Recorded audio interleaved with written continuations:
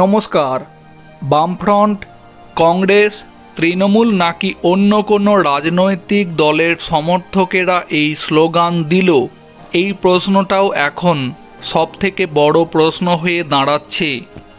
যাদবপুরে আরজি করের ঘটনার প্রতিবাদ মিছিলে কাশ্মীর মাঙ্গে আজাদি স্লোগান উঠতেই এবার নড়ে চড়ে বসল কেন্দ্রীয় সরকার। রবিবার রাতে এই ঘটনাটি ঘটে, যার পরপরই কেন্দ্রীয় স্বরাষ্ট্রমন্ত্রক বিষয়টিকে গুরুত্ব দিয়ে তদন্তের নির্দেশ দিয়েছে।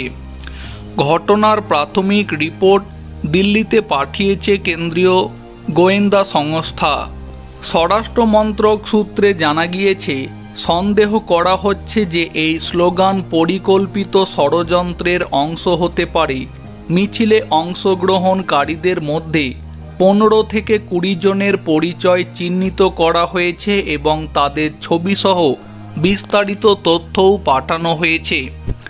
এছাড়া যাদবপুরের কয়েকজন প্রাক্তন ছাত্রের নামও তালিকায় রয়েছে, যারা অতীতে পশ্চিমবঙ্গে বিভিন্ন দেশবিরোধী আন্দোলনে সক্রিয় ছিল বলে অভিযোগ।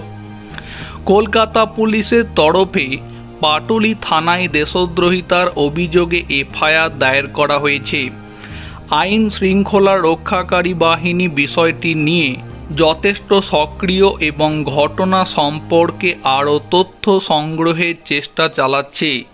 এর পাশাপাশি কেন্দ্রীয় গোয়েন্দা সংস্থাও তাদের তদন্ত চালিয়ে যাচ্ছে এবং পরবর্তীতে আরও বিস্তারিত রিপোর্ট দিল্লিতে পাঠানোরও সম্ভাবনা আছে।